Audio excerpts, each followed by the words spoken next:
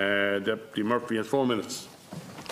And I would like to express my thanks to Minister Stanton for coming into the chamber this evening to deal with this issue. And we might have a difference of opinion at times, but I have to always say that you engage, Minister, and engage quite a lot. And we had the scenario with the centre in Dáil Éireann some time back. This particular centre that we're speaking about now is direct provision, I accept. It's on the Leitrim side, so it's not in the Roscommon Galway constituency. But like Deputy Fitzmaurice here and myself, we represent the Roosky area, and much of that village is in County Roscommon. And I'm not here with any flowery presentation, Minister. I'm not here to make a glossy speech. I'm here to talk facts. And I have to say, Minister, while acknowledging that we need to accept the agreements that we've entered into to take asylum seekers in this country and make their lives a bit better, and I fully pledge my support to that, the method and the way that it's been done in many parts of this country is causing grave concern. And anyway, having people locked away in direct provision, because it is locked away, is simply should not be going on for 7, 8 or 10 years, as I heard a lady say on the television last night. Now, in relation to the village of Roosky, whether you're on the Leitrim side or the Roscommon side, and Deputy Fitzmaurice will know this as well, it's the veil of secrecy that surrounded this news that is really annoying the local community. A community that is rebuilding their village, a community, by the way, that has lots of foreign nationals living in it, all treated like everybody else in the village. But to suggest bringing in 80 people plus to a hotel there and increasing the population by at least 15%, where there isn't the proper infrastructure, where there aren't the jobs, where there isn't the public transport, to me and to the other public representatives is unacceptable. We have to change the way we deal with direct provision. It is not good enough the way it's been dealt with. And I'm sure you acknowledge yourselves there will have to be improvements in the way the matter is dealt with. And we need to have more consultation with local people. It is really annoying to think that there was a lack of consultation with the local community. Were the teachers in the school spoken to?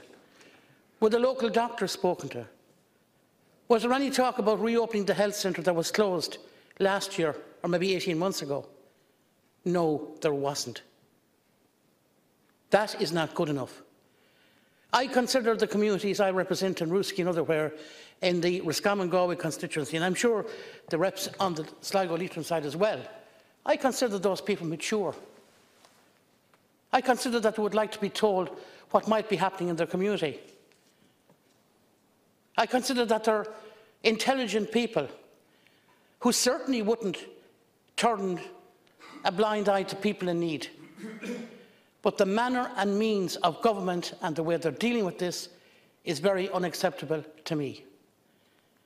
And basically, Minister, while I always accept you're a very decent individual and always take up the phone to people when they make reps on issues, I have to say to you, why were the people of Roosky not informed? Why was there no consultation? Why wasn't there engagement with the schools, the doctors? Why, when I asked for a meeting last week for the public reps from Roscommon, Galway and for Sligo Leitrim, which was granted to me at the time, now seems to be gone off the agenda? Why were the community people not met as they requested? And I'm going to give you an opportunity, Minister, to answer those questions now. Thank you, Deputy. And Táil start. I want to thank Deputy Murphy for raising this important topic, and also acknowledge his interest and support in Dáil Éireann and his sincerity in doing this. It is important to set out for the record and the public awareness the chain of events which led to this development. In January and again in September this year, the Reception and Integration Agency of my department published a call for expressions of interest in the national press for premises to meet the increasing demand for accommodation for persons in the protection process. These are known as asylum seekers. And this call sought expressions of interest from parties who may be interested in providing accommodation and related services on an urgent and emergency basis. This was issued in response to the urgent and unforeseen demand for accommodation and related services from those persons arriving in the state seeking international protection. The criteria against which the Department assessed the Office of Accommodation were availability, standard of property, ability to provide communal social spaces for residents, ability to cater at mealtimes and proximity to various other services. It should be noted that these premises were offered, I want to stress, were offered to the Department by individual contractors across the country. The Department did not randomly choose any one location over another location. The owners of the properties came forward and offered them. Following on-site assessments carried out by staff of the Department, the Shannon Key West Hotel in Roosky, County Leitrim, was deemed to be a suitable premises for the needs of the Department. The premises will be available following refurbishment, is capable of providing meals to residents, has scope to provide the required communal social areas required by residents, and is located close to other services. My department is engaged with the Chief Executive of Leitrim County Council and has provided the elected representative members of Leitrim County Council with information regarding the opening of the new accommodation centre. As with every other accommodation centre in the country, my department works closely with the HSE, the Department of Education and Skills and Employment Affairs and Social Protection, and all other relevant government departments and agencies to coordinate the delivery of state services to residents. The Shannon Key West Hotel will provide accommodation and ancillary services for approximately 80 asylum seekers for 1 year, pending compliance with all regulatory requirements. The indicative timeline for the opening of the centre is within the next 6 weeks, and I understand that there are other legal issues involved at the moment, so that's one of the reasons why a meeting did not go ahead to answer that question at this time. As I've indicated, this centre is opening on an emergency and time-limited basis. In order to meet the accommodation needs in the longer term, the Department has recently commenced a public procurement exercise under which public tenders for the provision of accommodation and ancillary services by way of the independent living model to persons in the protection process will be advertised. This process is scheduled to continue throughout 2019 and for completion in 2020. This will be delivered via a series of regional competitions to cover the entire state. Now, can I say as well that as soon as it was known that an agreement was possible, people were notified straight away. Prior to that, it could be that an agreement would not be possible. But as soon as it was known, then people are notified. And I also must stress again that this is on an emergency and time-limited basis. The alternative is for people to be on the streets. We're also working very hard, using the McMahon report and others, to improve and upgrade the standard of accommodation across the country. And 98% of the recommendations in the McMahon report have been fulfilled. The Ombudsman and Ombudsman for Children also can visit all these centres to take complaints. And we're in the process at the moment of, in conjunction and in cooperation with the NGOs, of putting together a series of standards to even upgrade things further. As well as that, we've decreased the amount of time people are staying in these centres quite a bit. And can I just say that people are not locked away. People are offered accommodation. They're not locked away. They can leave, come and go as they wish. It's not as described by the Deputy as being locked away. Thank you. Thank you, Minister.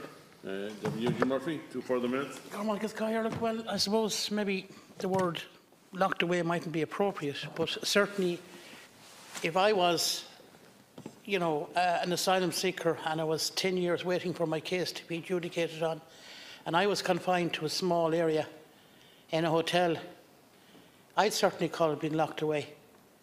Because if all our families were put together in a small space, how long would we stay sane in it? Now, that's one part of the argument.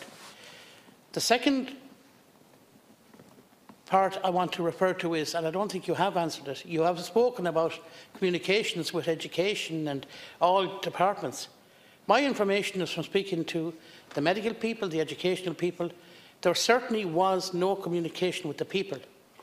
There was no communication with the community. What is wrong? What is wrong with government that they can't come and talk to people? Do they think people are foolish? I mean, they're human beings. Now, I'm going to say something here. I have a huge issue with direct provision. And I said it before and I'll say it again. It's legalised people trafficking. It's legalised people trafficking. And I can't understand, when you were offered the Shannon Key West in Roosky, number one, you didn't know about the legal situation, or your officials didn't know about it. And number two, why you would push this into a village that doesn't have the infrastructure, that doesn't have the facilities. Because nothing has been delivered at that village over many, many years. Now, I'm going to ask you again, when are you going, or when is Mr Banks going to meet the Oireachtas members from Roscommon, Galway and from Sligo, Leitrim? And when, as was promised, are the community leaders going to be invited to a meeting with Mr Banks? I was promised both of those. I know you're a sincere man, and I know you do deliver. I want those questions answered this evening. And I want proper engagement with the community. And I don't want this veil of secrecy around such announcements. It's not the way to go. And I totally reject the way direct provision is being handled in this country, because initially when it was brought in, the intention was to move people on between 3 and 6 months. That's gone way out the window at this stage. So maybe you can give me some answers, please. Yeah, I will, of course. I'll do the best I can, Deputy. The issue with direct provision is a lot of people criticise it. We have made huge improvements in the system. That has to be acknowledged. Huge improvements over the last number of years, and continue to do so. We've shortened the amount of time that people are living in these centres. We move people on as quickly as we can. Either they are told your application hasn't succeeded, you must leave, or you can stay and we try and get accommodation for people. And 60,000 people have benefited from that over the last number of years. People can come and go as they wish. And as I've already outlined the services that are available. And I've yet to see a better alternative. If the Deputy has a better alternative, please tell me what it is. If there's an alternative that he knows about, I'd be delighted to sit down with him for as long as it takes and learn about it. But in order for us to meet our obligations as set out in the EU directives, which lays down standards for the reception of persons seeking international protection, which was transposed into Irish law as the European Community's Reception Conditions Regulations 2018, the State must have available sufficient accommodation to meet the demands of persons in the protection process. Due to significant demand, my department has sought to identify additional accommodation by publishing expressions of interest in the national press, as the current accommodation portfolio will not meet the demand.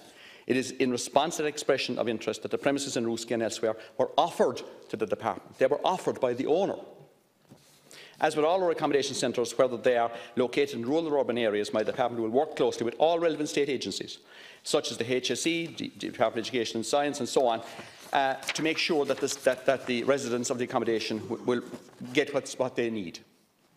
All contractors are obliged to meet the reasonable transport needs of residents and so on. The contractor in each centre was also required to set up a Friends of the Centre group. Now, there are 37 such centres around the country, and they're all working very well. And I'm sure that Roosky will be no different. The Friends of the Centre Group, as recommended by the Mahan report, to facilitate linkages between the residents and the local community, to encourage integration and inclusion, and my department work closely with this group to achieve these aims. And that's happening all over the country already, and going very well. With respect to the other questions the Deputy asked, there is no difficulty whatsoever in meeting with Oireachtas members at all. But as the Deputy knows, there is a question mark over the centre at the moment. And until that's resolved, I think it would be better for us to hold on and see what's going to happen. But as soon as that's over, I have no difficulty in meeting the Deputy and his colleagues at any time, at any place, and answer any questions you have. Thank you very much. Thank you, Minister.